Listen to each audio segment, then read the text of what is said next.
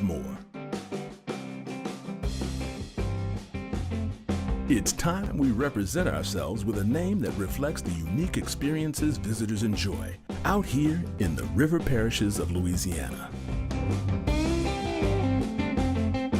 Taste the culinary battle of Creole versus Cajun in every bite. Bask in the glow of blazing bonfires on the levee.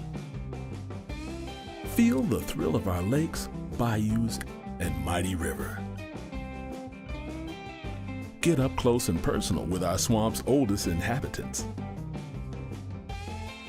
Walk the halls of our region's wealthiest period and America's darkest chapter. Tap your feet to the rhythms of our past and honor the struggles endured by those who dared to rise up. Smell the burning cane from our sugar fields and the alluring aroma of andouille from our smokehouses. We offer all this and so much more. What do you call a destination this diverse? Its name. Welcome to Louisiana's river parishes.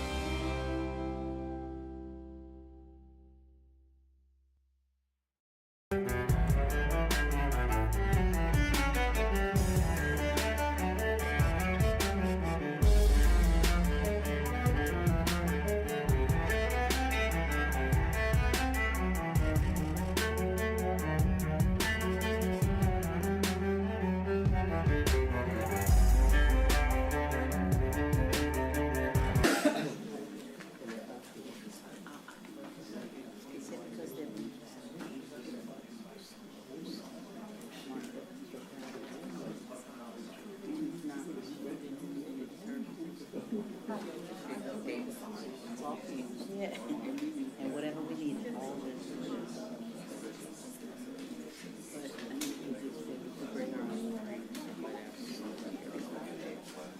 Let us know how you work about it.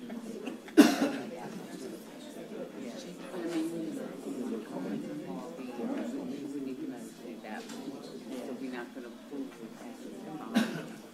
We don't have the money for that.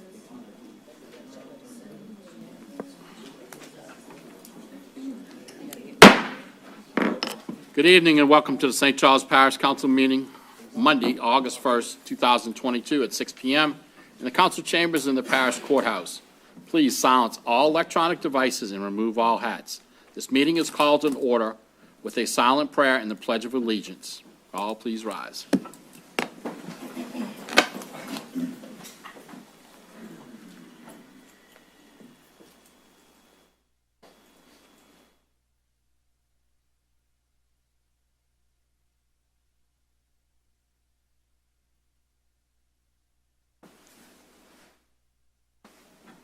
I pledge allegiance to the flag of the United States of America and to the republic for which it stands, one nation, under God, indivisible, with liberty and justice for all.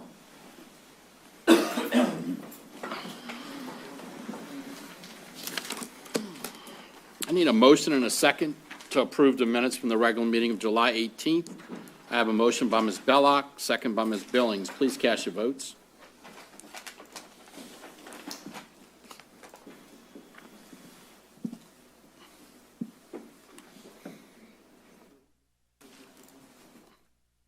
And that motion passes unanimously with Comier, Gibbs, and Gordon absent for the evening. Special business, proclamations, canvas, etc.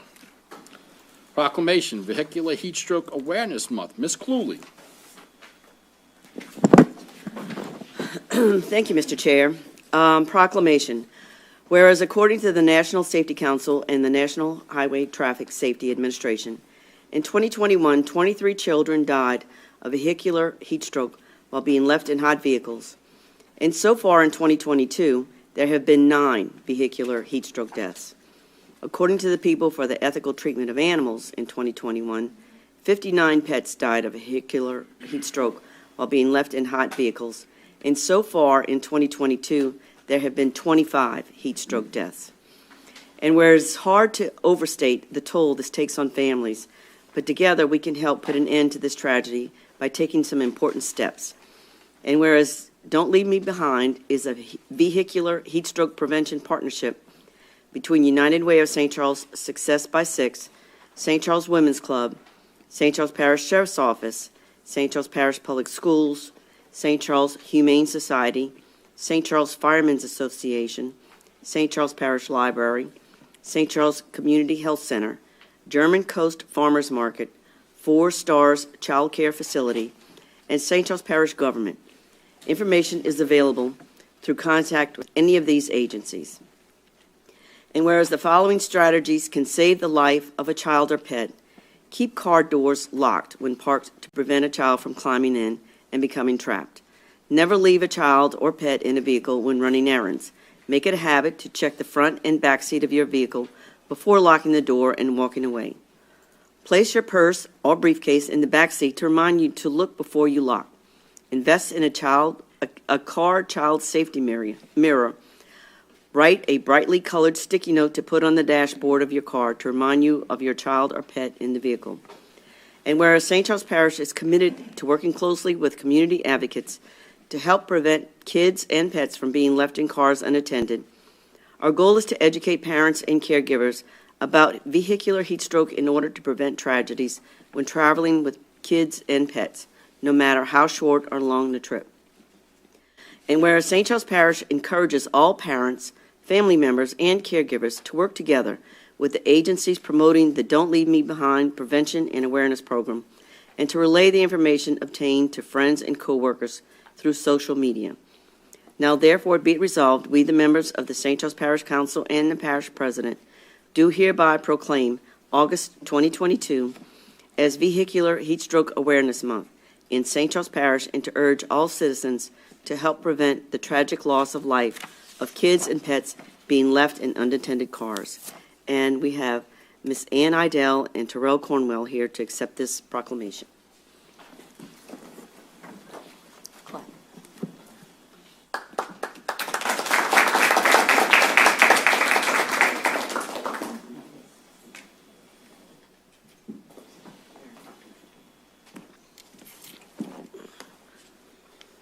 Good evening, and thank you very much. St. Charles Women Club really appreciates your support. We just want to let you know that this summer with Don't Leave Me Behind, we stretched it out a little bit and not just focus on the hot cars. We know that a lot of little people are having to step up and help babysit. So when we say don't leave behind, not only in hot cars, we're looking forward to educating them and telling them the things that they need to do while they're babysitting. So we told them about kids, wandering out can drown in a tub, a toilet, a pool, so forth and so on. And I also went to the council on aging and spoke to the elderly, because all else fail, when they can't find somebody that's in that 10, 12, 13 age range, you're sitting there, can't drive. And the little people we spoke to didn't drive, but they were at age where they would be used as a babysitter. So we stretched it out a little further than that and gave them a little more awareness on that. We did that. We went to I told you, the Council on Aging. St. Charles Parish School System had a leadership symposium. We went there and spoke to about 40, 50 kids, gave them the same advice. The Sheriff's Office had a 6-day course. Each day was different students coming in for 6 days, and we spoke there. Had a very good feedback. And one of the things I did ask was, what is your biggest distraction? And all of them got it right, the telephone. So we talked about that, being on the phone while you're responsible. Went to the fire departments, and also Bayou Gosh had us. But that's where we are now, and we did participate in the back-to-school backpack. Numerous people there. We gave things out. We made a lot of contacts. So I just want to thank you for your support, and we will continue doing what we do. Thank you. Thank you. Ms. Cluley. I want to thank you for what you do, and I know it's a lot of effort put involved to this. But one thing I'd like to add, and maybe you can add this to your oversight, is elderly people being left in cars also. Yeah. Somebody might be taking them to the doctor or picking them back up from the hospital, and then they go into the store or pharmacy to get their prescriptions possibly, or some groceries to put in their house, and they may sit in the car because the person inside may be getting held up for lines or waiting on their items. So to make sure that they're not left in a hot car also. That's a Because they may very- not have a very cell good- phone to We'll contact definitely somebody. bring that one up, too. Definitely. Yeah, and we also talked about the pets, and the other thing we added was making sure that if you even see your neighbor's dog out there in the heat without water, I don't want you to go and do anything, but tell an adult, because that's another problem that we have, animals that are outside on a good day at 100 Yeah. degrees. Yeah. So, and if you leave anybody in the car, they know now to look in the parking lot while they're walking at Walmart and to let somebody know if they see an animal or a kid in the car alone. So if anybody listening do that, we got little eyes out there now. Thank you. Okay, thank you. Bye-bye. Thank you, ladies.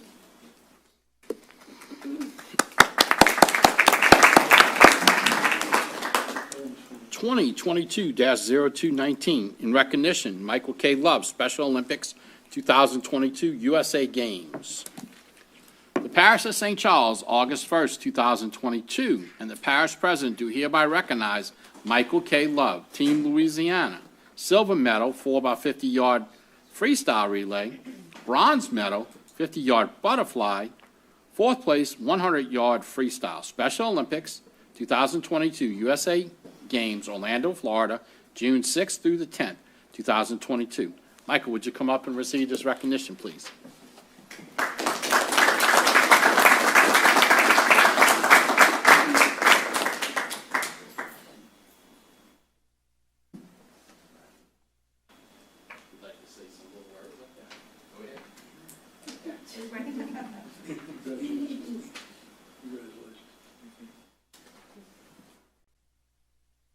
To me personally, I'm honored to have this, and I'm honored to have my family and my coaches are here.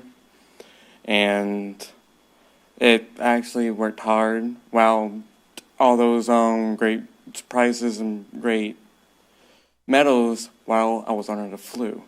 I basically worked hard just to basically get through the flu. Through the hottest day in Orlando. I was like, oh. But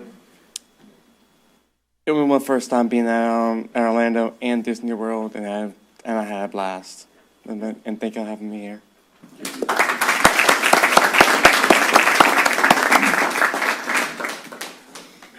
Twenty 22-0220, in recognition, O'Neill J. Luzerne, the fourth, Special Olympics 2022 USA Games. Miss Billings. Yes, thank you, Mr. Chair. The Parish of St. Charles, August 1st, 2022.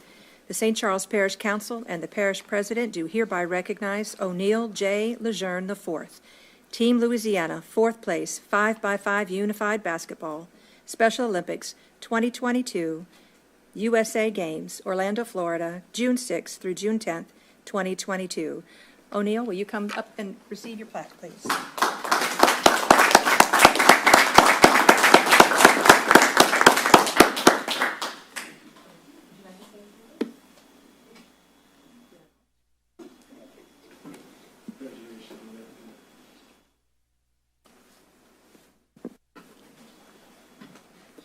Yeah, I just want to thank the council for recognizing me tonight, and I kind of know some of y'all because we took a tour from the courthouse.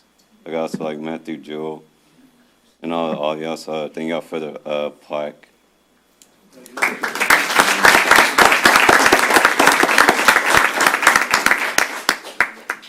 2022-0218, in recognition, Coach Molly Piku, Special Olympics 2022 USA Games. Ms. Fonseca. Thank you, Mr. Chairman. The Parish of St. Charles, August 1st, 2022. The St. Charles Parish Council and the Parish President do hereby recognize Molly Piku, Team Louisiana Bowling Coach, Special Olympics 2022 USA Games in Orlando, Florida, June 6th through 10th, 2022, and her dedication of 20 years with the Special Olympics.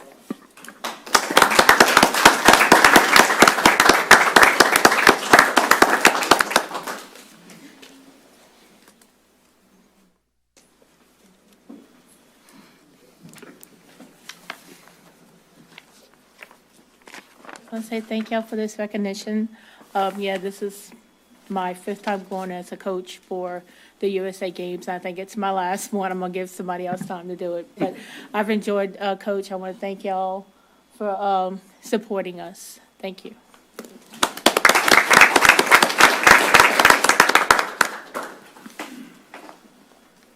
(2022-0217) in recognition, Coach Kenny Guidry, Special Olympics 2022 USA Games. Ms. Cluley. Thank you, Mr. Chair. The Parish of St. Charles, August 1st, 2022, in recognition, whereas Coach Kenny Guidry is a native and lifelong resident of St. Charles Parish, residing in New Sarpy, Louisiana, with his wife of 38 years, Carol Wagaspack. They are the proud parents of 2 children, Brittany Huft and Jeremy Guidry, and proud grandparents of 5 grandchildren. And whereas Coach Kenny began volunteering with children and adults with intellectual disabilities in 2008 with the St. Charles Parish Challenger Baseball Program and has been a volunteer coach with the Special Olympics since 2009. And whereas involvement in Special Olympics goes well beyond the ball fields and playing courts, the sense of accomplishment, fellowship, and sportsmanship empowers Special Olympic athletes to become more effective and productive family members, employees, and community members. Coach Kenny understands and embraces the impact that Special Olympics has on the athletes and all the coaches and volunteers. And whereas Coach Kenny was the Louisiana swim coach for the Special Olympics 2022 USA Games in Orlando, Florida, June 6th through 10th, 2022, and out of more than 300 athletes, 8 of his swimmers placed 7th or higher, and his team took home 3 gold medals, 4 silver medals, and 4 bronze medals. And whereas Parks and Recreation Director Dwayne Foray stated Kenny has given his knowledge and precious time as a Special Olympic coach to give children and adults with intellectual disabilities the opportunity to learn and grow through sports-related activities. And we are grateful for the impact Kenny continues to have not only on the athletes, but also the families of our Special Olympic participants in our community. And whereas Coach Kenny has spent a great deal of time making a difference in the lives of these athletes, he trains and leads them on the local, state, and national level, allowing them to experience the joys of success and gives them the opportunity to reach their full potential. Now, therefore, it be resolved, we, the members of the St. Charles Parish Council and the Parish President, do hereby recognize Coach Kenny Guidry.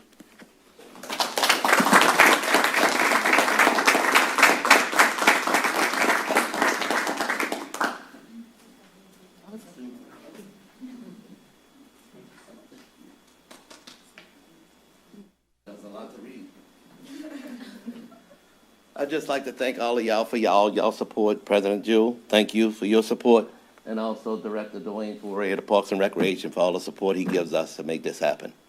Thank y'all.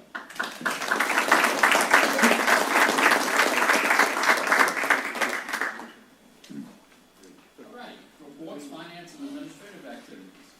2022-0214, Law Code St. Charles, Mr. Corey Ryan.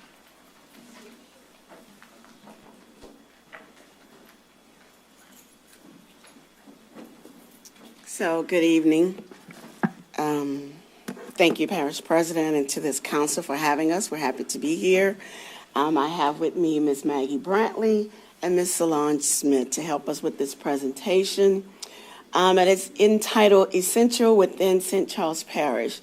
We decided to go into a different direction in our presentation tonight. Typically, we would focus on the activities of the individuals and what they've done throughout the year. This time, we want to focus on our connection in this community and showing our value, but also the value that the community impacts upon us as well. And so that's what we're going to focus on, essential within St. Charles Parish. What does that mean? So you can go to the next page. Okay. And so we recently went to a conference, the National Conference of Executives, the Summer Leadership Institute, which was just a couple of weeks ago, and it was in Chicago, and it was bringing everybody back together. All the execs across the country came together to focus, but I also brought some other staff with me because it's trying to focus on what's the direction agencies are going into now besides just the typical, lawn janitorial. We're trying to expose our individuals to some more types of things. And so it's called Together We're Better.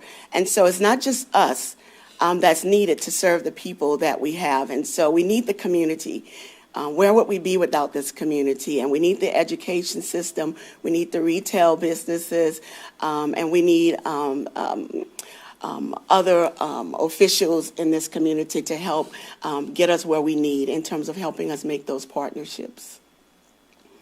So that's me with Maggie and one of the other staff. And it says, DSPs, your voice matters. Focusing on our DSPs. This pandemic revealed a lot in terms of what our role was. And it was beyond what we were typically doing on a day-to-day basis.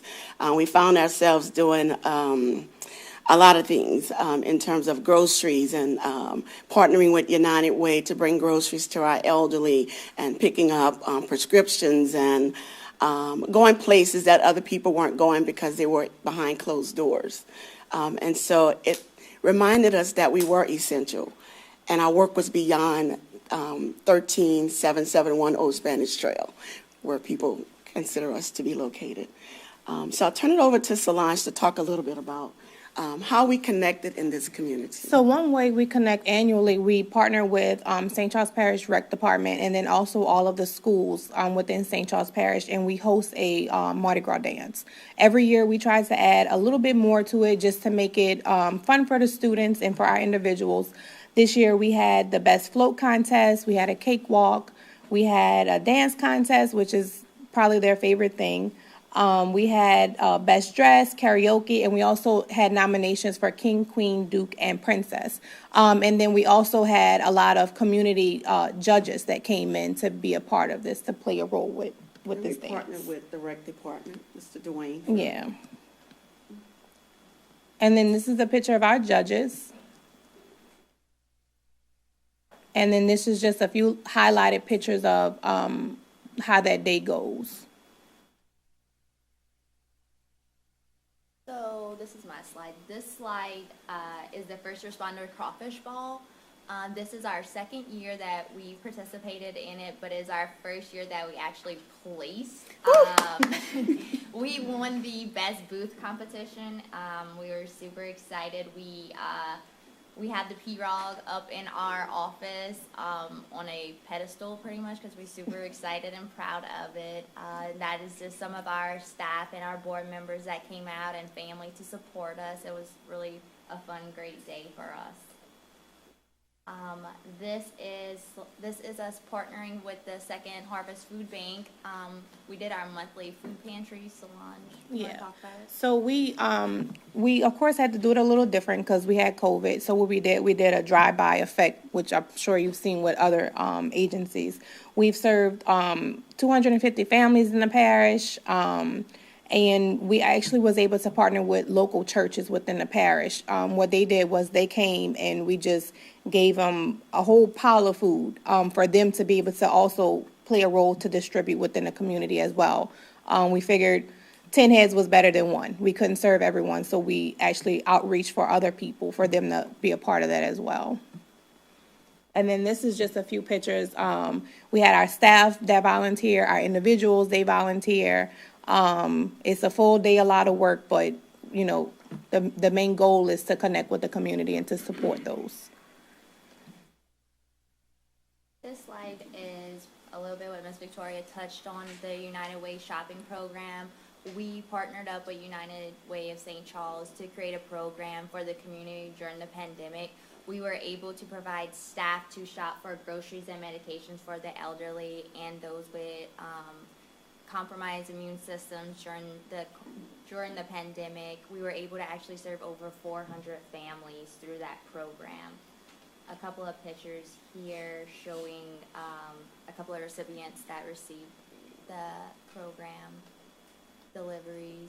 Also, this is our holiday food baskets for Christmas gifts to the family and the communities. We were able to donate 50 baskets to the Rotary Club of St. Charles Parish. These baskets were created for holidays for families in need of meals. And also, we were able to purchase and deliver Christmas gifts for children and families within the community as well.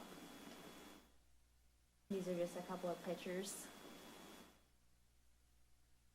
And we wanted to say thank you for Zachary Group for our turkey vouchers.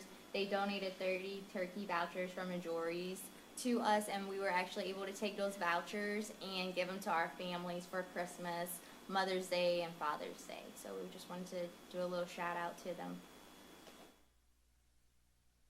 So with this, we sponsored Luland Elementary's Wellness Room.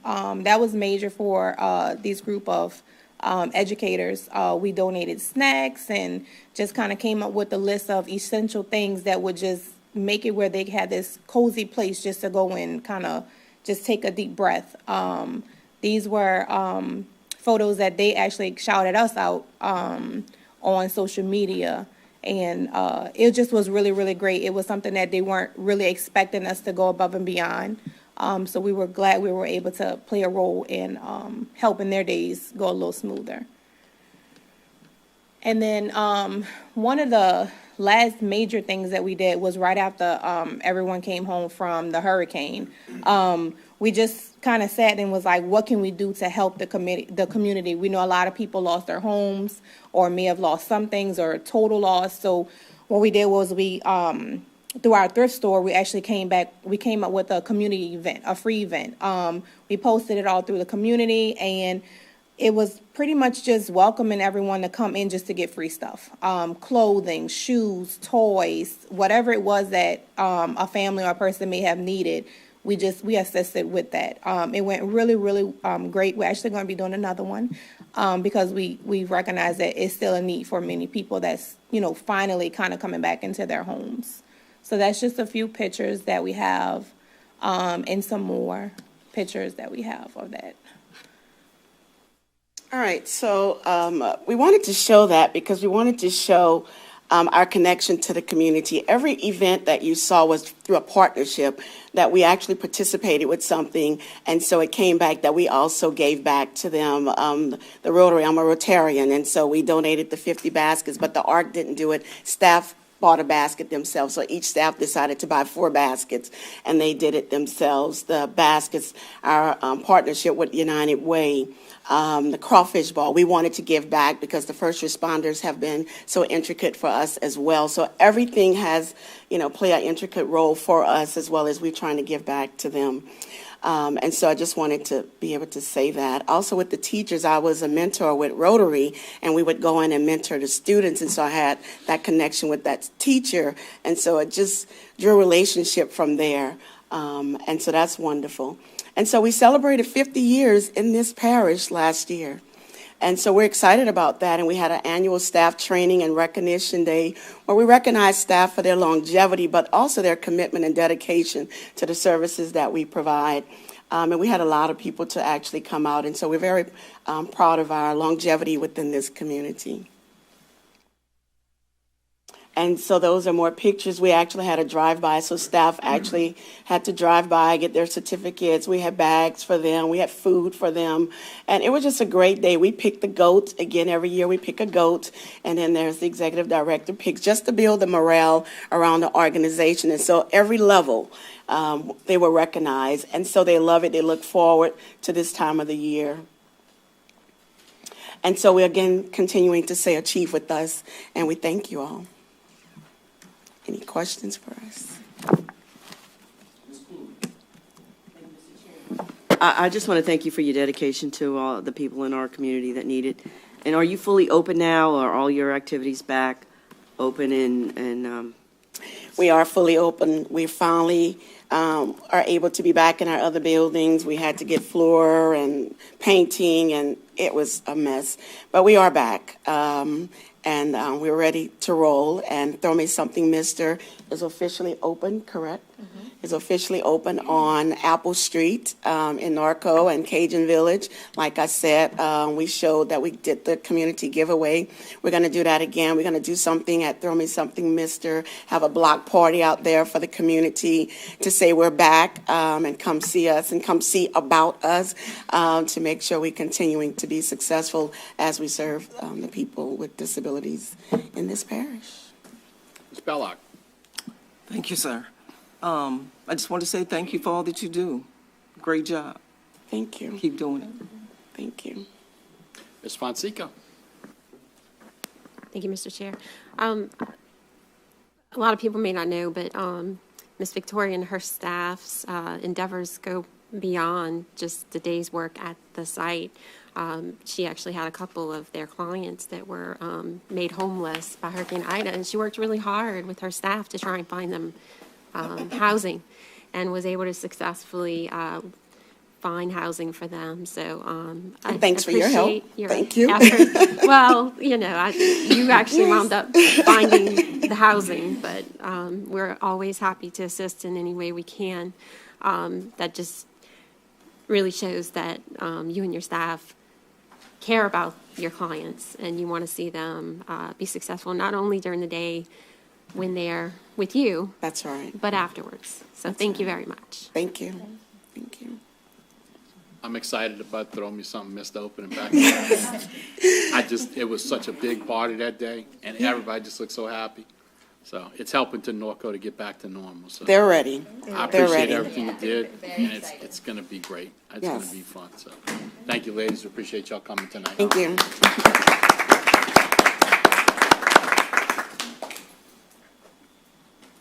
All righty, 2022-02115, Department of Waterworks, Mr. Gordon.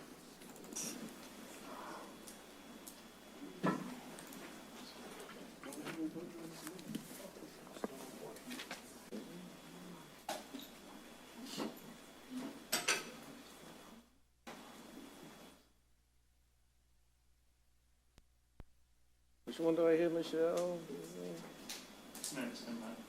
Oh, that's it. Excellent. I got it a third of the way, halfway there.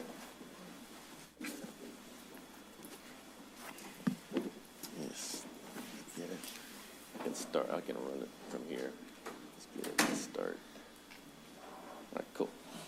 Thank you. Good evening, members of the council, Parish President Jewell. My name is Greg Gordon. I'm Director for the Department of Waterworks. So our mission, obviously, is to provide a sufficient supply of safe drinking water and water for fire protection to the citizens of St. Charles Parish. We have 54 staff members, 12 in the office and the billing operation, 24 in distribution, and 18 at the treatment plant.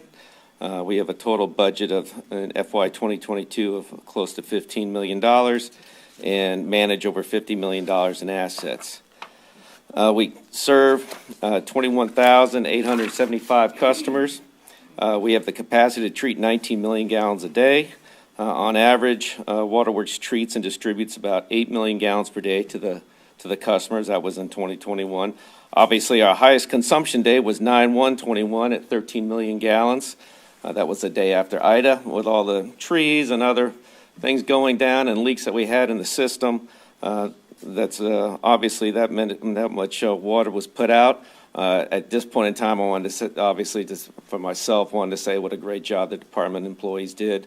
A lot of them had damage at their homes. They lost everything, but they came out, they did everything. They got the system up and running. Everybody from the billing office who went and took an old office and made it possible for us to open up to treat and to handle all of our customers. The distribution employees who went out there and fixed all the leaks, and the treatment people who worked effortlessly. I mean, put a lot of effort into the plant because the plants also needed a lot of work. So we treated about 2.8 billion gallons of drinking water last year. So the production and treatment stats, the reason why, so some of this is a little same as last year. We did 270 chlorine samples per month throughout the water system, 120 chlorine samples per day at each treatment plant. One operator on a 12-hour shift performs an average of 319 water analyses, so almost 466,000 water analyses per year by each operator. So we conduct analysis on chlorine, fluoride, pH, hardness, alkalinity, turbidity, and conductivity in each plant and monthly throughout the distribution system. The reason I put that there is that this is the kind of repetition of action and diligence that's required every day in the production and the treatment process before it goes to the people of St. Charles Parish. And it's that attention to detail that's vital for us to maintain full regulatory compliance. We've read about 25,000 meters a month. We completed 28 work orders at the plant, close to 1,200 in the distribution system, and close to 17,000 meter issues. Our average customer sales per month is a little over $1 million. Our sales, about 17% go to commercial, 41% is industrial, and 42% is residential. Pay methods at 19% bank drafting, 21% mail. We still have a good portion of in-person. And I want to take this opportunity to also thank our customers who have put up with a lot this last year since losing our billing office. A lot of them have to sit in a small, cramped area over on 403 Milling where we do our billing. They've been great. They've shown a lot of patience with the staff, so I'd like to take that opportunity to thank them because they've put up with a lot of change. The meter reading stats, we read about 264,000 meter accounts, so that's all throughout the year.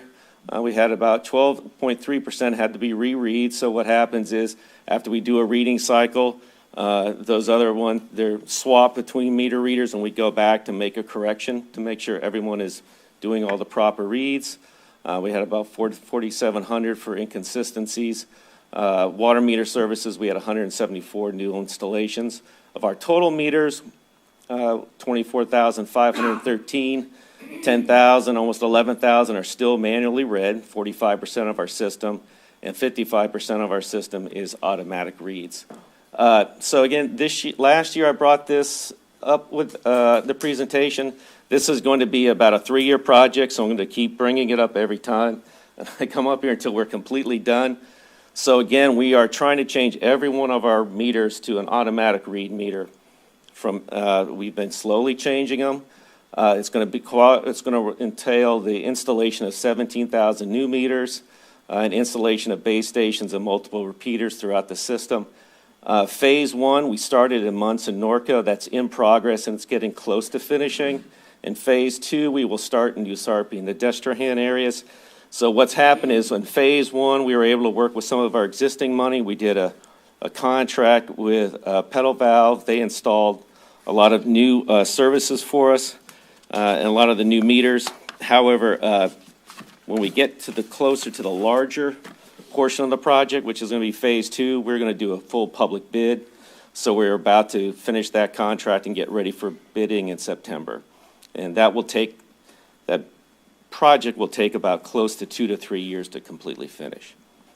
So this is kind of a detail and that screen. What we kind of hope to get to is a point where everybody in St. Charles Parish will be able to kind of go to a screen like that and see all their usage and get all their updated information.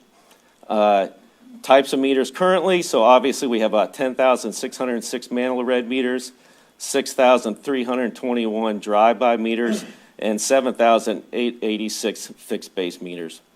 And those are current numbers based upon all the changes that we made. The total project cost is $7 million. Last year we budgeted $2 million, and this current fiscal year we are also doing another $2 million. This kind of gives you an update as to a picture of, the picture on the left is the main base station getting installed at the EOC towers, so that's where all the information is going to from in St. Charles Parish. The pictures on the right are some of the repeaters. Mr. Dwayne, thankfully, in Recreation has helped us, allow us to put some on some of the poles. We also have some existing Waterworks sites that we're going to be able to utilize in the future. We have only one site where we might need to be able to get some permission from a private entity to put a repeater on. So, obviously, one of the largest things that we've experienced since the last time I spoke with you was Hurricane Ida. So obviously, these are some of the impacts on the Waterworks Department. We had to move our billing office to the 403 Milling. That's an area in the back, closer to the treatment plant on the West Bank. Obviously, a large loss of revenue. Another one is East Bank River intake damage, East Bank treatment plant damage, West Bank treatment plant damage, and severe water loss. So I just kind of give you some idea. So that was some of the damage to the West Bank billing office. Obviously, had a lot of roof damage. We've already put a new roof on. The building is currently gutted, and that bid is going to be getting ready to go out in the next month. That's kind of an idea of what the design is going to be. We are kind of changing the floor plan a little bit and bringing the building up to ADA and various other compliances, since it's kind of an old building. Hurricane Ida, the East Bank, so the picture on the left is what it was beforehand. Obviously, there's a crane and a little building out there, amongst other things that is essential to our operations. The after picture, you can kind of see just to the right the barge that hit it and everything that it took with it. All that stuff that it took with it ended up inside the barge. This is some other damage to the intake. Most of these are the pilings out there. A lot of piling damage out there. We are currently at 95% completion for those plans. So we're getting close to being able to go out for that project. That repair is currently estimated about $3.6 million.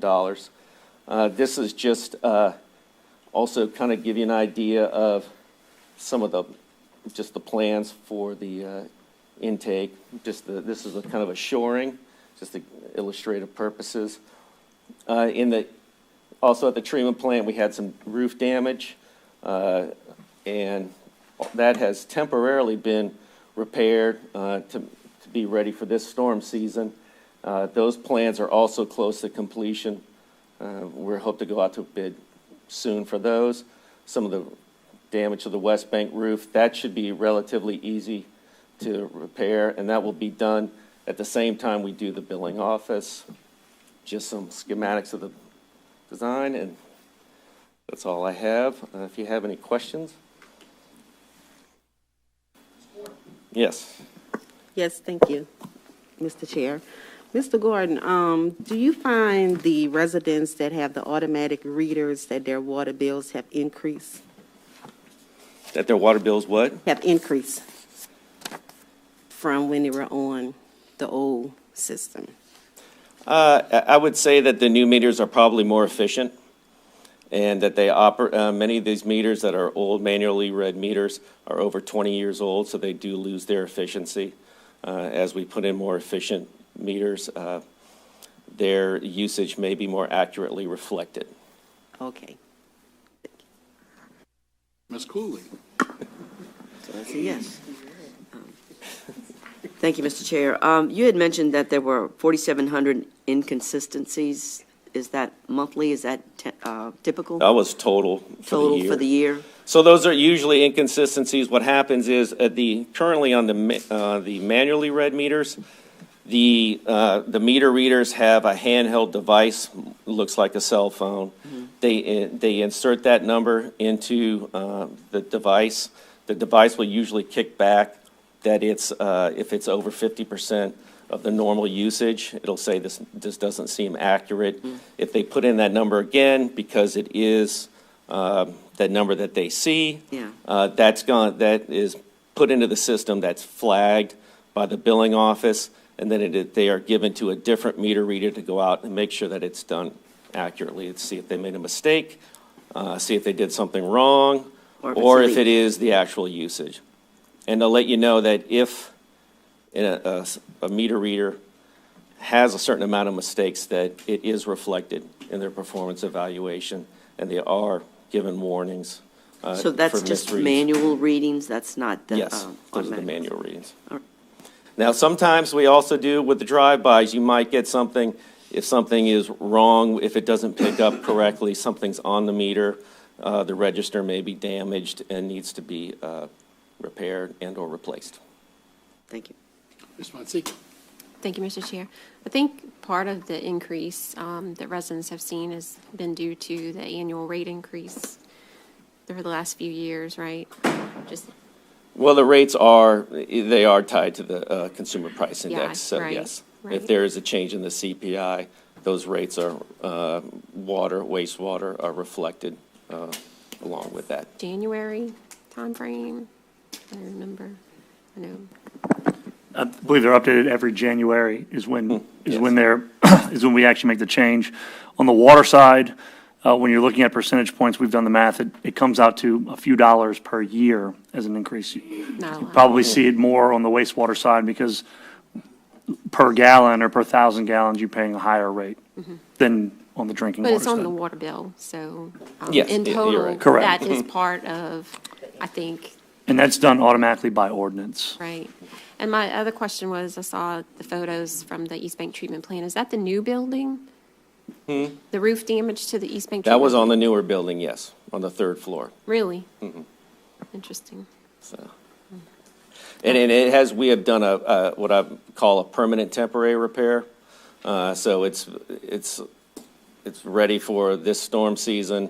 However, the plans are, we expect to have final plans in 2 weeks. And when those final plans are done and finally accepted and goes through everything, we will put them out to bid. I mean, that building was supposed to be rated for, I don't know the exact mile per hour winds, but it's kind of surprising that it's a new building. Thank you. Mr. Jewell. I just wanted to let the council know that for any of the buildings or the infrastructure that we're repairing, we're trying to beef it up as much as we can to, within reason to make sure that it can withstand something of a similar size storm. Obviously, Hurricane Ida was the strongest one we've ever faced. But for example, the water intake on the East Bank, we want to make sure that we bolster the protective dolphins around it and bolster the dock area where that pump house sits to make sure that if a barge ever comes loose again, that it will be able to withstand that. And we are pursuing litigation against the company that whose barge hit our water intake. And just to your point, Councilwoman Fonseca, the repair for the East Bank building, the design, it's going to be a little different than it was before. We're not putting back just the way it was. Like the parish president talked about, we are looking at the way that was designed, the way the wind caught it, and doing a different design on that roof. Are you going to be able to rebuild some of your storage and stuff there? Some of the storage sheds you had for? So there are some storage sheds there that were quite old. What we're doing is we're basically demolishing all of it, consolidating it down to a smaller building with kind of a lean-to for all the piping and all the appurtenances to sit out there under that, to kind of give a little break room and a bathroom for the distribution staff. There was a larger building in the back that's quite old, and so we want to kind of get rid of all that stuff. I do appreciate your help on that River Road issue. Oh, yeah. Anytime. Sorry. Thank you, Mr. Gordon. All right, thank you. All right, 2022-02-16, the parish president's remarks and report. Mr. Jewell. Thank you, Chairman. We quickly start off just kind of weekly now, giving an update on the Aima pump station project. So you can see the area that they've sheet piled off, kind of within the sump there. And that first, where you see those guys standing around, that's going to be you can see they just formed it up. There's actually concrete in there now, but that is going to be the bottom foundation of the bar screen cleaners. Those other pilings are going to be the top portion of the bar screen cleaners. They have to be driven down a little further and cut to elevation. And again, that's 2 additional 36-inch pumps, which will double the capacity of the station, and that'll bring to 57,000 gallons of water pumped per minute. So we should be finished later this year on this project, and we're excited to get that complete. In addition to the projects to increase the canals feeding that, which, as you know, are a part of the Go Mesa projects and a part of the master drainage plan. This is a $2.75 million investment in the Aima watershed, again, through the drainage master plan. Next slide, I will go to Scp Alerts. We're kind of getting into the height of hurricane season. It has been dry thus far, or quiet thus far. We've had a lot of dust from the Sahara and high pressure, which has brought us a lot of heat, but also has made the tropics much more tamed.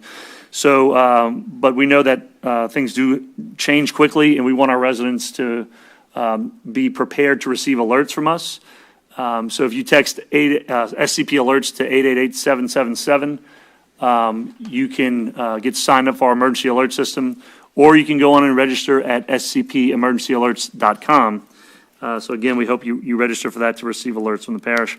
Over the Parks and Recreation side, just give an update on the East Bank Trailhead. The slabs have been poured, and you're going to see the 2 pavilions starting to go up very soon. Again, upgrades will include 2 pavilions, a picnic table, restroom upgrades, and some striping in the parking lot. Next is cornhole. We had the championship last Tuesday. The season is complete, and Ernie Burns and Josh Bordelon are our champions for this year. We averaged about 200 people on Tuesday nights at the community center. Participants ranged in age from 7 to 75.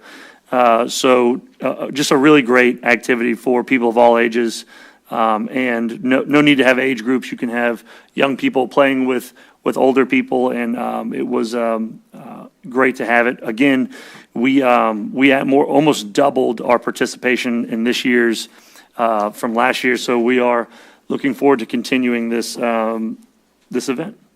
Okay, on recreation side, we some of you may or may not know, but we are holding pickleball. Pickleball is one of the fastest growing sports in the nation. And on Thursdays from 9 to 3, we have a pickleball court set up at the Edward A. Dufresne Community Center. That's every Thursday, 9 to 3. We also have 2 pickleball courts at the Monsanto Park. If you want to secure a spot or to reserve the pickleball court, you can call our recreation office at 783-5050. I'm sorry, 5090. That's the EOC. Adult softball and cabbage ball is coming soon. This season's going to start soon. The registration is going to be open in the coming weeks. For more information, we want you to go to scpparksandrec.com. Spots will be limited. Okay, this Wednesday from 6 to 8 p.m., we are doing our Highway 90 Business Corridor meeting.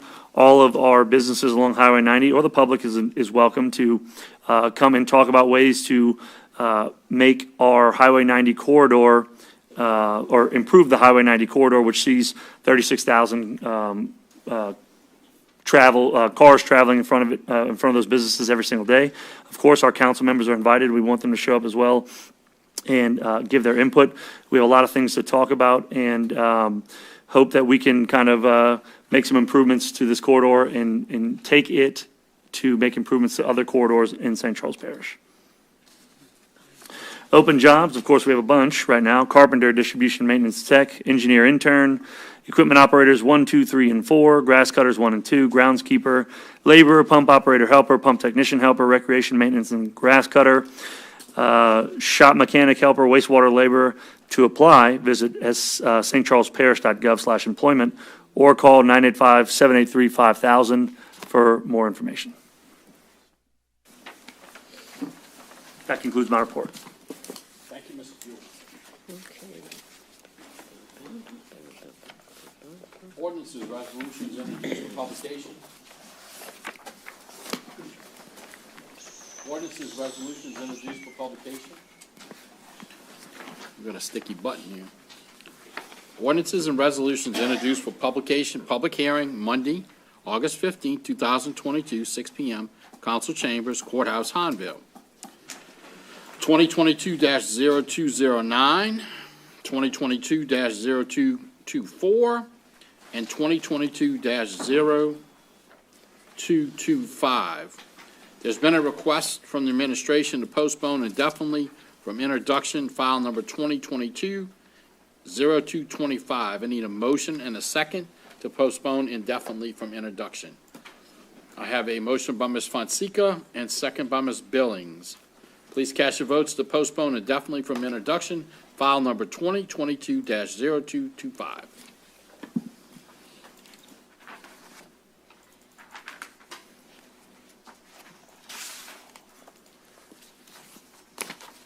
And that motion passes unanimously.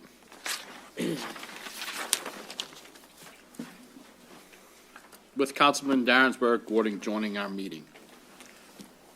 All righty, planning and zoning petitions scheduled for public hearing, 2022-0210, an ordinance to amend the St. Charles Parish zoning ordinance of 1981 to change the zoning classifications from R1A to R1AM on Lot 112-A, Square C, St. Charles Terrace Subdivision, New Sarpy, as requested by Frederick Kenner and Irma LaGrange. Mr. Albert. Thank you, Mr. Chairman. The applicant is requesting R1AM zoning on an existing R1A lot for the purpose of permitting a mobile home. The staff, in reviewing the application, found it did not meet any of the three criteria, recommended denial, and the Planning Commission subsequently concurred with that and also recommended denial. Thank you, Mr. Albert.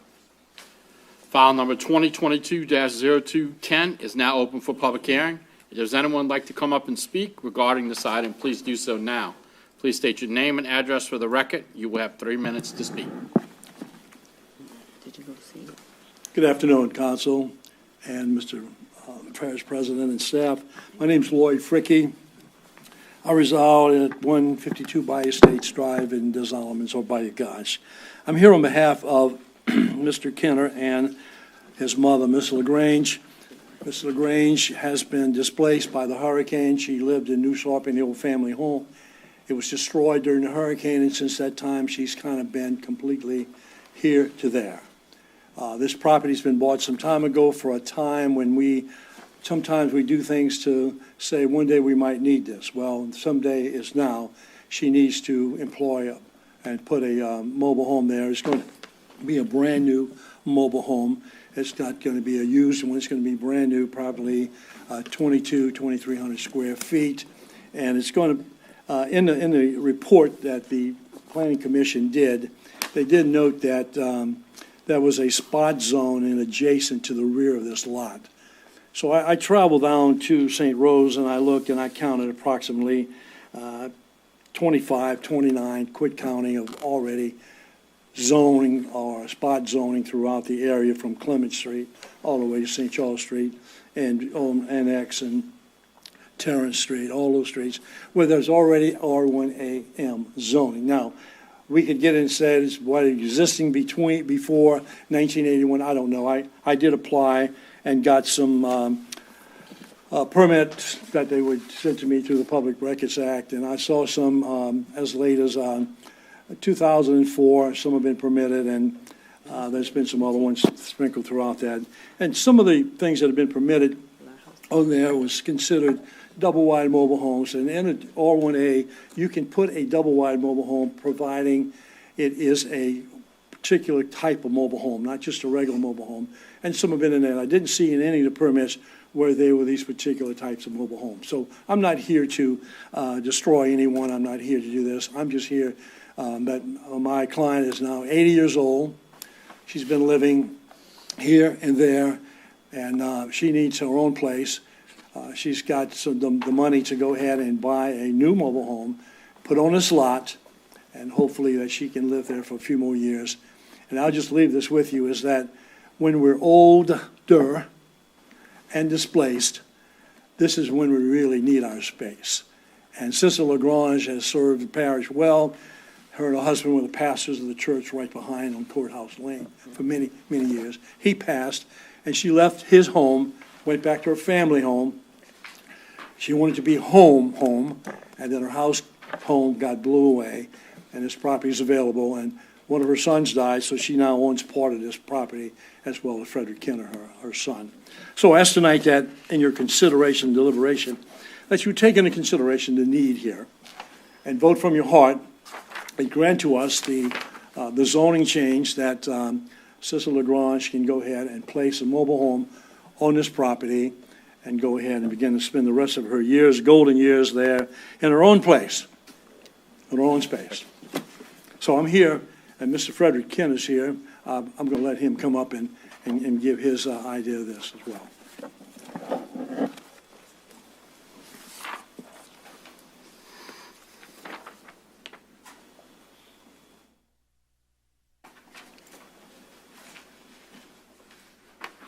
As the gentleman stated, my name is Frederick Kenner.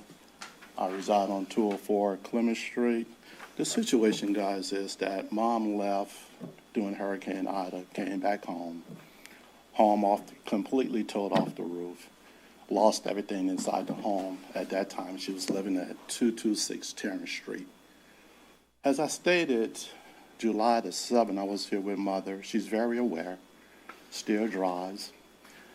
At 90 years of age, me, myself, understand policy. I work at East Jefferson Hospital for 26 years. I am the public safety captain. So I understand change, but the deal is, why would we make change when policy has been put in place? What would be a good reason to? In this case, 90-year-old lady that's been living in the parish all her life, son still resides in the parish. So when we have the ability to make change as leaders, what are the conditions? I don't know, guys. I just looked at, Mom asked me to fight the fight for her. She's 90, independent, still drive. She wants her independence that she had prior to Ida. You know, she had visitors coming in and out, family members staying with her from time to time, just to make sure Mother is good. So I'm just asking you guys to just consider everything that I stated July the 7th. I understand one way or the other, you know, because we're going to go forward with the progress of this matter, because I think I purchased the land 20 years ago. So if I wanted to come to you guys, I would have been coming to you guys and say, hey, I want to put a trailer, this, that. It's actually a situation with Mother asking me to fight this battle for her. As a son, that's my duty, to fight the battle for my 90-year-old mother, and that's what I'm doing. So I appreciate if the parish consider everything that's being said. Ain't no hard feelings. I understand one way or the other, because that RA1 zone was approved for a home, or a modular home, they stated. I'm trying to speed up the progress for my mother. At 90 years old, guys, I don't know what tomorrow holds, but I just think that, you know, the love that she gave to this parish, her late husband, myself, I just would like for you guys to consider it. Thank you. Thank you, Mr. Kennedy.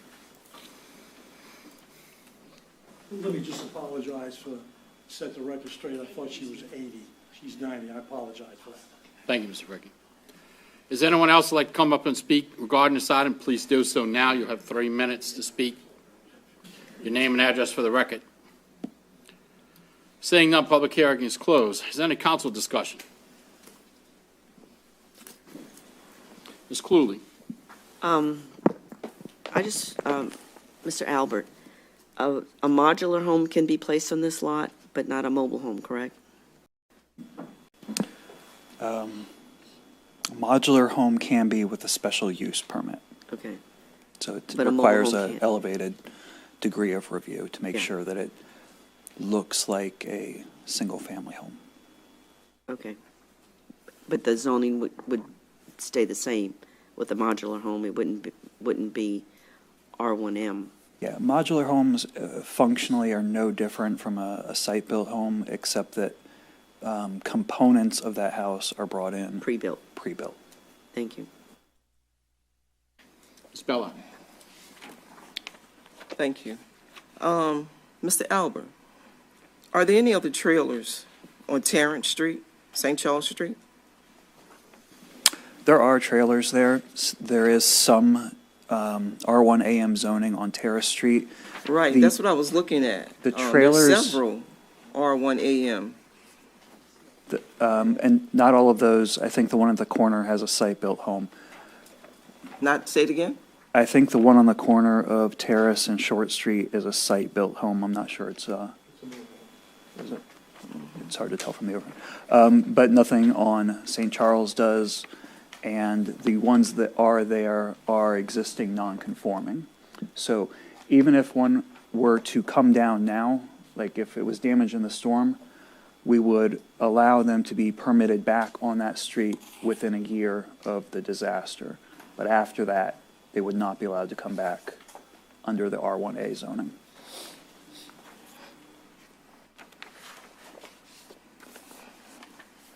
Thank you. Ms. Fonseca. Thank you, Mr. Chair. Michael, I see the neighboring resident at 260 St. Charles Street provided some comments opposed to this. Did we hear anything from the resident on the opposite side at, I believe it's 240? I don't believe so. Okay. I think there are only two people. Okay. I am the owner of the home on 240. It's out of order. The lot is next to me. Mr. Kenner, I apologize. The public hearing is closed.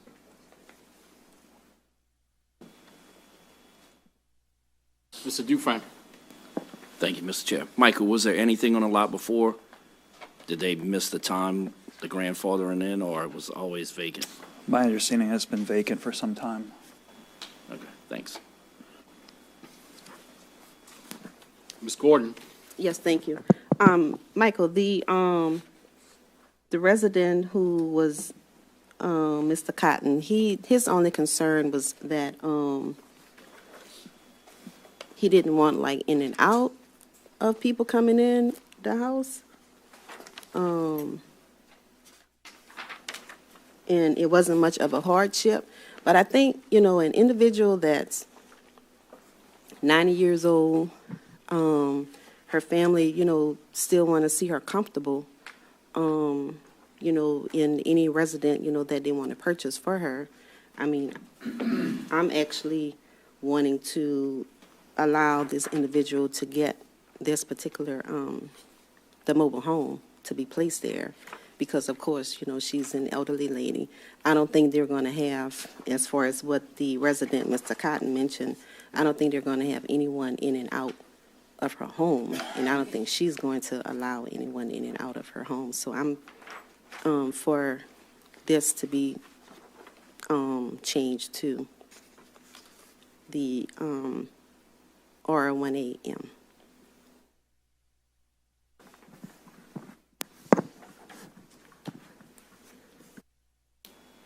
Michael, it was declared a non-conforming lot in 2000. Is that right? We're getting our agenda. Where are you referencing? Yeah, waiver from 6,000 to 550. For the consolidation, yes. Okay.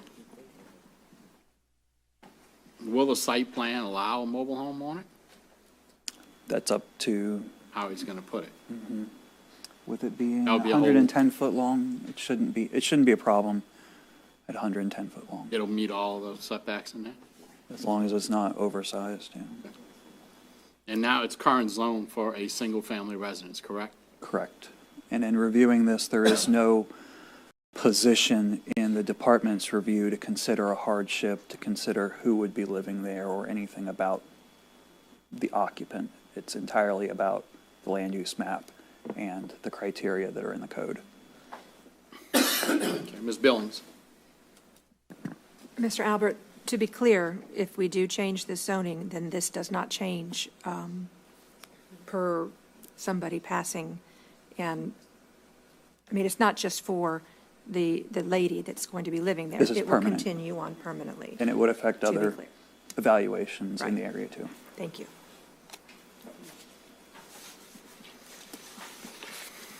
Any further council discussion? Seeing none, please cast your votes for file number 2022-0210.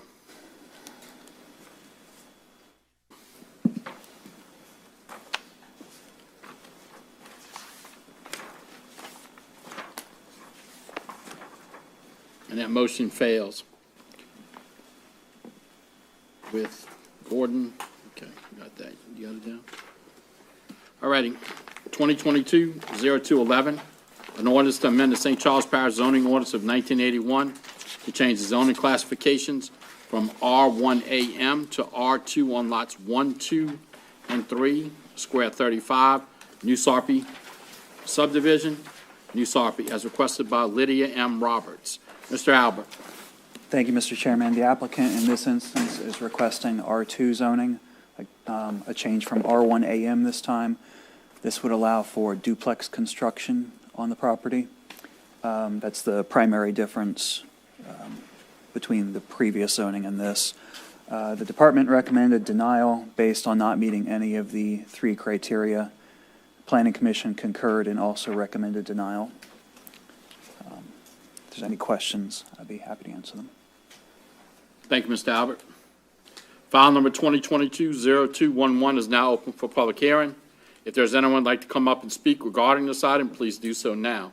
Please state your name and address for the record. You have 3 minutes to speak.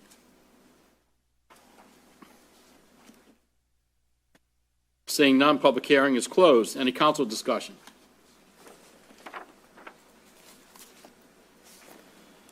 Seeing none, please cast your votes for file number 2022-0211.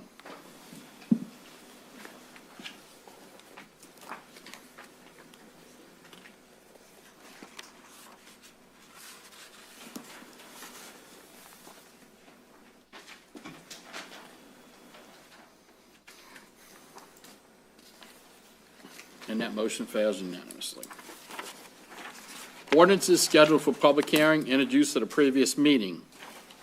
2022-0212, an ordinance to approve and authorize the execution of a professional services contract by and between St. Charles Parish and Baraka and Benora Engineers and Consultants, LLC, to perform program, administration, management services, and the implementation of the St. Charles Parish Residential Mitigation Program in the amount of $7,250 per structure mitigated. Ms. Chesson. Good evening. So to assist with the management of the residential mitigation program, the parish uses a consultant to work with the homeowners and the contractors to ensure that each project is completed within the grant requirements. And we have an existing contract that is expiring. So earlier in the summer, we posted a new RFP. We accepted proposals and scored them based on the scoring criteria that was in that RFP is request for proposal, sorry.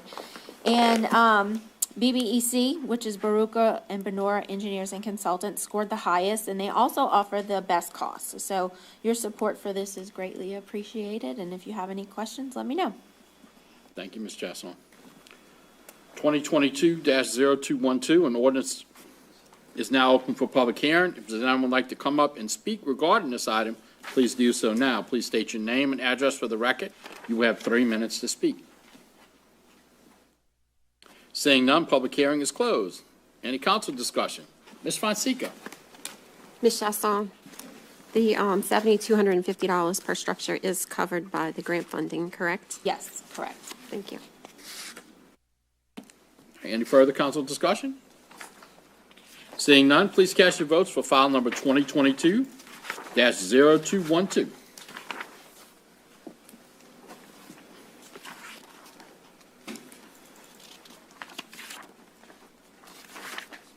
And that motion passes unanimously.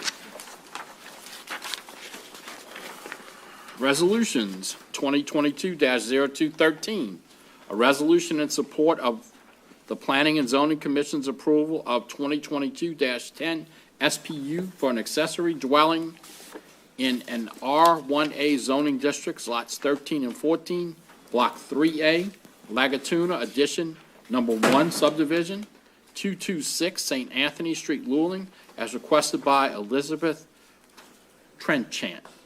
Mr. Albert. Thank you, Mr. Chairman. I'm just going to point out at the start, the original recommendation was for postponement because we didn't have one of the documents, but that was provided before Planning Commission. Subsequently, we recommended approval. They meet the majority of the special permit criteria. We had no objection to it, and the Planning Commission approved it pending your evaluation of the resolution. Thank you, Mr. Albert. File number 2022-0213 is now open for public comment. If there's anyone who'd like to come up and speak regarding this item, please do so now. Please state your name and address for the record. You'll have 3 minutes to speak.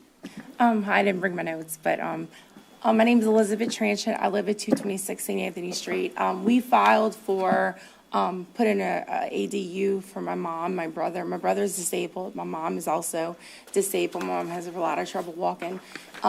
During Hurricane Ida, a tree fell on my parents' house on Mimosa Avenue, and it pretty much destroyed their house. Well, not pretty much, it did. The house is gone. It's no longer there. So because my mom is disabled, my brother is disabled, and my dad recently passed away in February, I think because of the hurricane, a lot of that triggered a lot of stuff. Anyway, it would be so much easier for them to be in the backyard. If they need anything, I could run outside and go. Not that St. Anthony and Mimosa is far away, but it would be so much easier if they were in the backyard and I could just run and go get them and see them if they ever need anything. So that was our reason for doing it. It's just, they're right there. You know, I do all the business, I do the shopping, I do the banking, I do mainly everything for my mom and brother to get them what they need or what they want. So, thank you. Thank you. Is there anyone else who would like to come up and speak regarding this item? Please do so now. Please state your name and address for the record. You'll have 3 minutes to speak. My name is Lloyd Fricky. I'm here to ask your support for this matter. As Elizabeth Transit said, that she's due, now the caregiver, to her mother and her severely disabled brother. And of course, that would be an ideal situation to be there. Chris is severely handicapped, mentally and challenged physically, and so is her mother. So Elizabeth has taken on this responsibility to look after the well-being of her brother and her mother. And so we're going to work with her to, we already have plans being done by the architect, and then we're going to file for a permit with the planning and zoning and comply with everything that needs to comply with, re-subdividing the property, just everything that needs to be done, it's going to be done. So we just ask your blessing tonight so we can go forward. Mr. Fricky, would you state your address for the record? My please? address, 152 Bayou States Drive, Bayou Gosh. Thank you, Mr. I still live there. The bank hadn't put me out yet. Does anyone else like to come up and speak regarding this item? Please do so now. Please state your name and address for the record. You'll have 3 minutes to speak.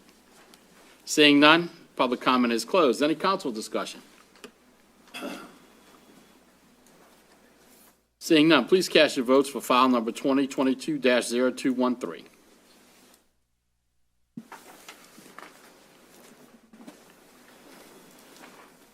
And that motion passes unanimously.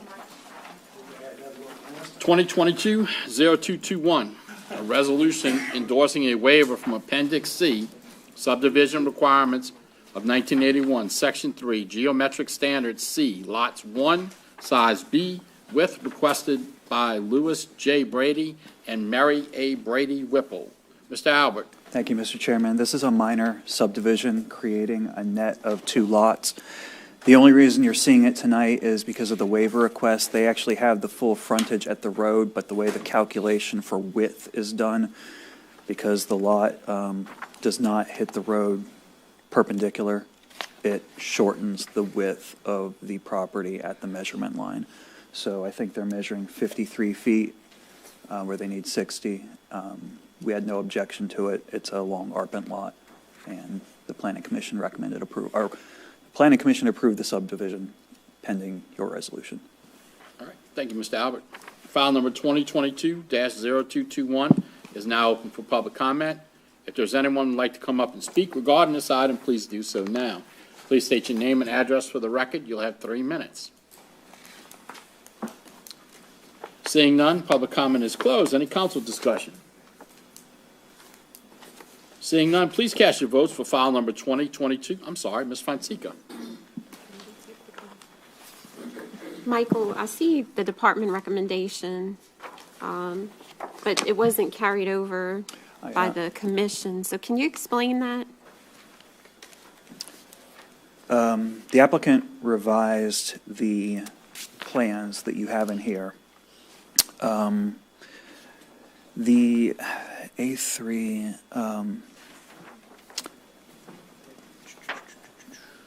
I think A3 was the remainder. Sometimes when subdivisions are done, if there's a remainder track, it doesn't get shown on these, which is why if you look on 107, it's such an awkward arrangement of the half parcels is because they're showing the whole thing instead of just the small part in question. And the original application didn't have the waiver request because they didn't know they were going to need it at that point. So this was all submitted, the plat was corrected before the planning commission. So there's no need for any stipulations or Oh, no. any of that at this point? It's all been cleared up? Yes. Okay, thank you. Any other council discussion? Okay, seeing none, please cast your votes for file number 2022-0221.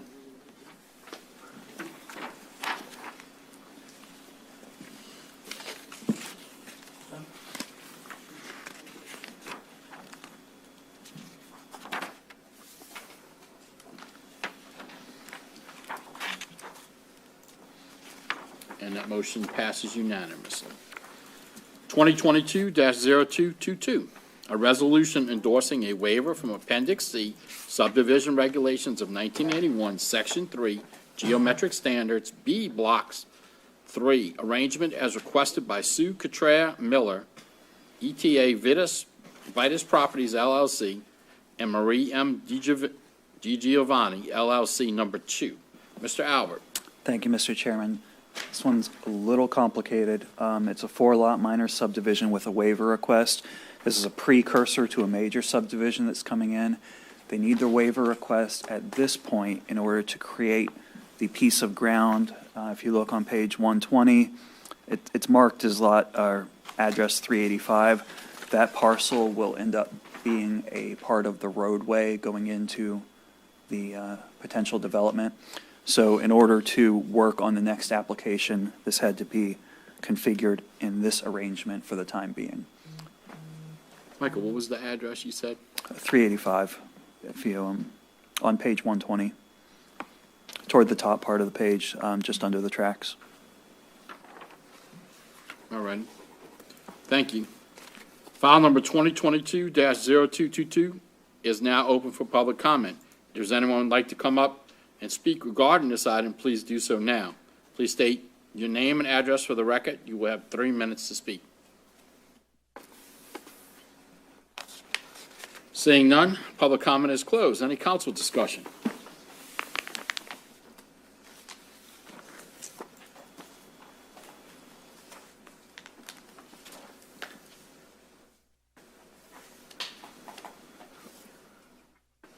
So, Michael, this road will by doing this, they'll be able to put in the proper road. The second access point for the subdivision, and the lots that go basically north-south under this road parcel will have proper access to the road because that would be built at that point.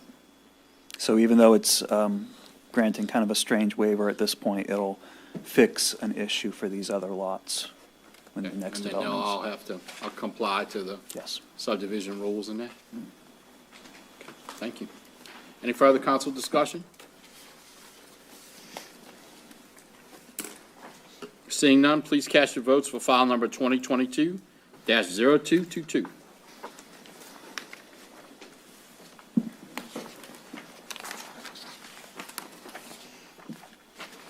And that motion passes unanimously.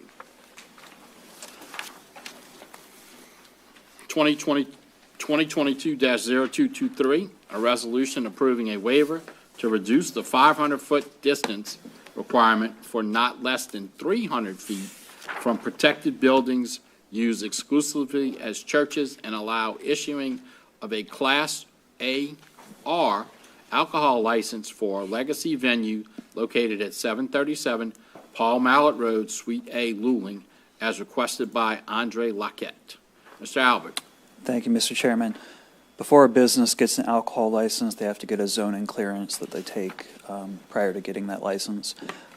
For the type license that's being requested, which is connected to restaurants and food service, you have to be 500 feet away from an impacted site, churches, schools, playgrounds, that sort of thing. It can be reduced to 300. In this application, we don't give you a recommendation one way or the other. We only tell you that they've submitted the required no objection letters from those impacted sites, and that they do meet the 300-foot distance according to the case law that has been assigned to us on this matter.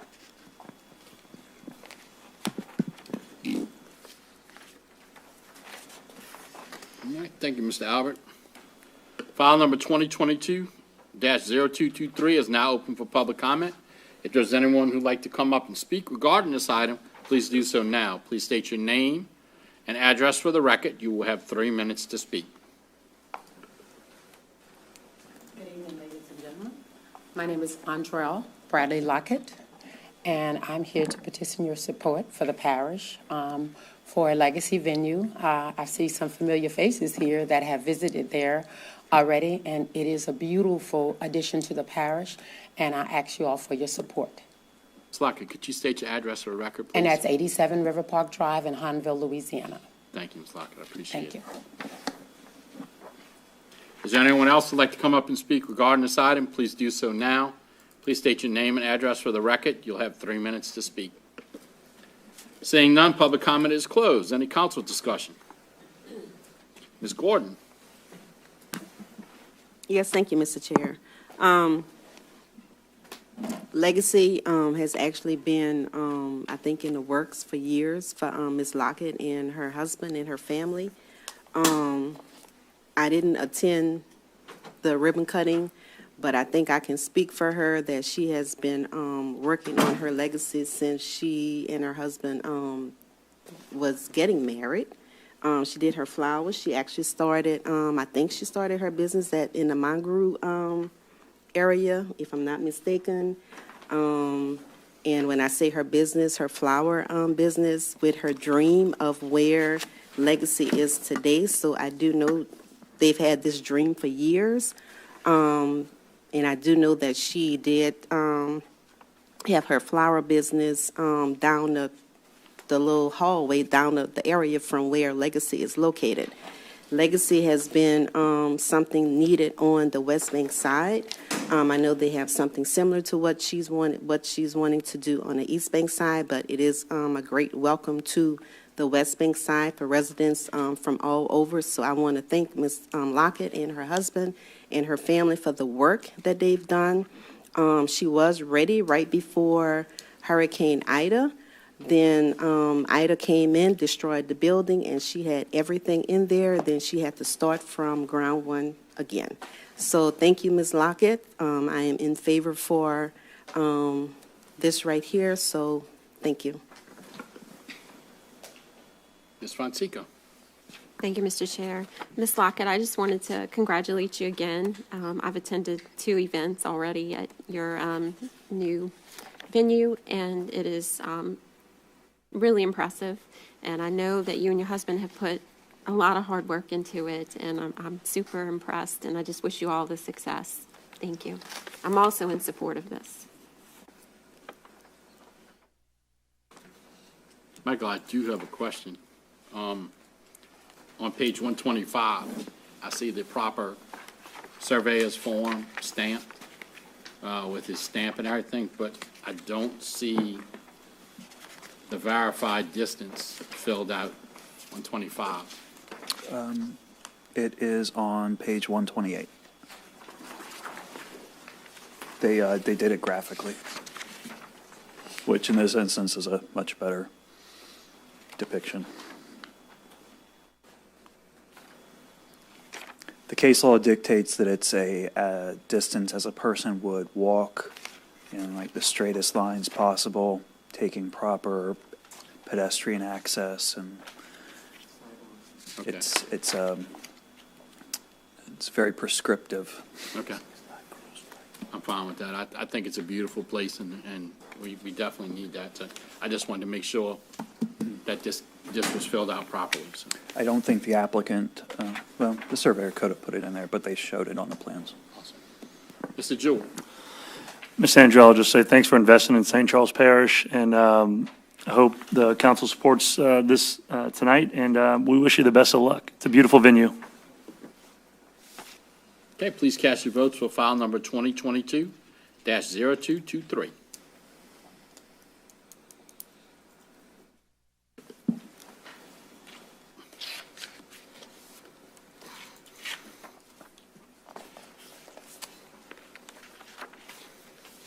And that motion passes unanimously. Appointments, 2022-0179. A resolution to appoint a member to the St. Charles Parish Civil Service Board. The council chairman will accept nominations to the Civil Service Board to fill a vacancy created by the expiration of the term of Mr. Ralph Wilderson, a 3-year term to begin August 1st, 2022, and expire August 1st, 2025. We deferred this from the July 18th Parish Council meeting.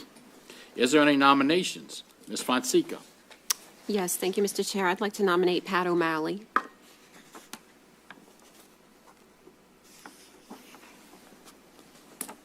Okay, I have a nomination by Pat O'Malley. for Pat O'Malley. A motion and a second is needed to close nominations. I have a motion by Ms. Cluley, second by Ms. Gordon. Please cast your votes to close nominations.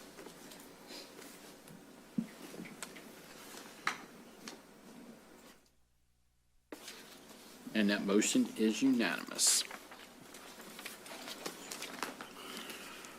Thank you all for getting that done. I didn't want to defer it again. Meetings, announcements, notices, etc.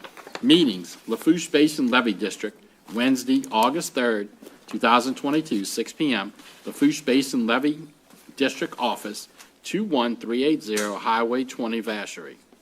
Planning and Zoning Commission, Thursday, August 4th, 2022, 6 p.m. in the council chambers.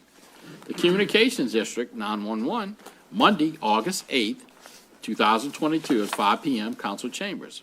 Civil Service Board, Tuesday, August 9th, 2022, 6:30 p.m., council chambers. The Community Action Advisory Board, Wednesday, August 10th, 2022, 5 p.m., council chambers. Contract Finance and Administrative Committee meeting, Monday, August 15th, 5 p.m., council chambers. It's a discussion regarding industrial tax exemption application for Bunge North America Incorporated. Pontchartrain Levy District, Monday, August 15th, 2022, 6 p.m., Pontchartrain Levy District Headquarters Complex, 2069 Railroad Avenue, Lutcher. St. Charles Parish Council, Monday, August 15th, 2022, 6 p.m. in the council chambers. I need a motion and a second to adjourn.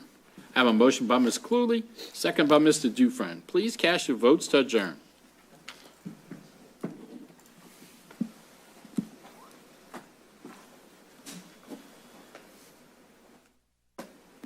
And that motion passes unanimously. Have a great evening. We are officially adjourned.